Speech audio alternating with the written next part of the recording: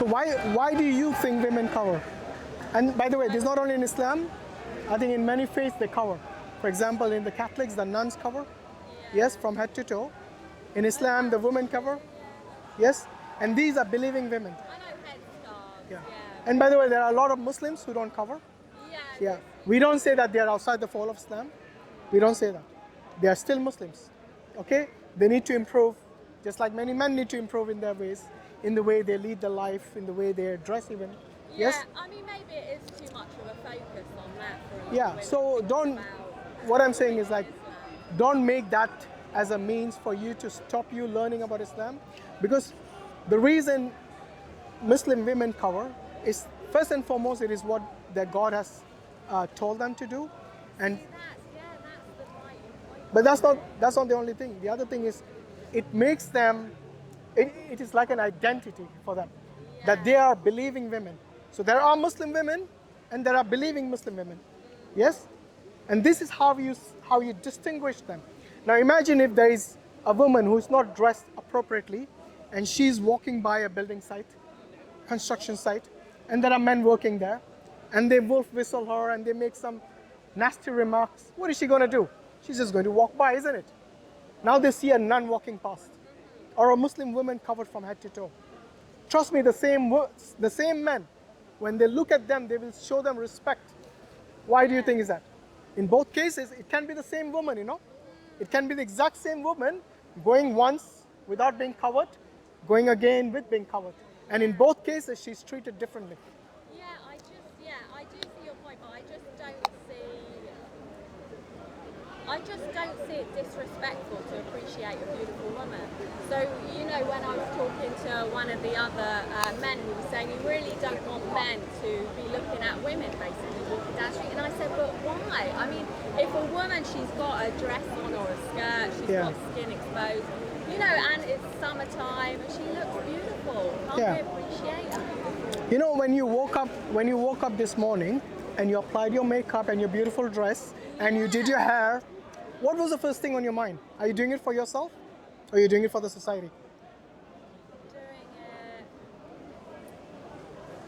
I would say doing it for myself, but because we are social beings. Let's be real, come on. I mean, let's be real. No, honestly, I would say that. Are there any other women here? I've given it a lot of thought about tattoos, about makeup, and the thing is, when you look at ancient man, they have always decorated their bodies. I used to think it was really shallow. No, I'm not saying. Bothered about the way you look. I'm not saying. You're right. We are social animals. You're right. Yeah. What's your name, by the way? Hazel. Hazel, I'm Hashim. Look, Hazel, if you were there in the Victorian era, you would dress like a Victorian. Why? It is not because you wanted to dress like a Victorian. It is what the fashion dictates at that time. Yeah, we want to fit in. And guess who has always been the leaders in fashion? What are you going to say, religious? No. Is it men or women? Who are the Gucci's? Who are the Versace's? Who rules all these empires, the fashion empires? Even today, it has always been men. The men have been dictating to you since ages without even knowing what to wear and what not to wear. What kind of makeup to apply, what kind of hair to fashion yourself with, what kind of dress to wear. They have been dictating to you since time immemorial. Okay. You see what I mean? But why is that an Now I'll tell you why you dress like that. It is not for yourself. It is not even for the people around. It is for those fashion gurus. They wanted to dictate how you should dress. Even though those heels, which many women wear, you're not wearing that, alhamdulillah, many women wear them, and they all know that it is the most, it is something that is so uncomfortable that many of them, by the evening, they've already got it in their hands. You know why? Because that's not natural. No. But why would that be an argument for women then to No, I'm just telling you the reality of society. If you don't want to do it for God, you'll do it for men. And this is what's happening in every fashion world that everyone who adopts fashion of that particular time and era. If you're not going to do it for men, if you're not going to do it for God, you'll definitely do it for someone else. And that, trust me, at the end will not be for yourself. See what I mean? So then shouldn't we be thinking that women should dress for themselves rather than, don't dress for men, so dress for God instead? No, look, God is not saying to dress for Him. God is telling you what is good for you. what is good for you and for your family and for the environment and everything.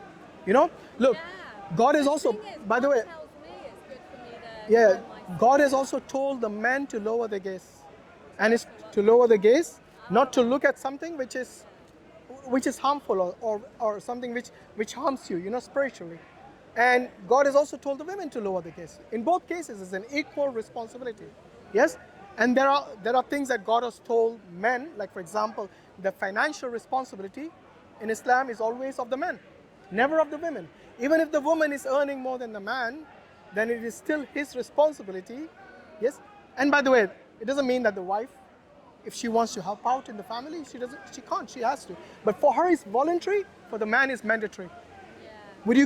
Would you say that is something which is discriminatory for the men? Discriminatory for them. If they are the ones given the financial responsibility all the time? No, I want that. Of course you would like that. You would like them to pay your bill during at the restaurant, even if you were dating them. You know, if you were not even married to them, because this is how the I society. do get there's Yeah, this is the differences, society yeah. that we live in. Just for me, It was drives so us in this hard manner. to get over that, Yeah. So the the covering. wedge. It feels Yeah. to me the wedge women are pushed into. Which wedge is that? Well, just how they should dress. And No, but you see, they what you're sit doing is, separately. why don't you ask those women who are covering maybe?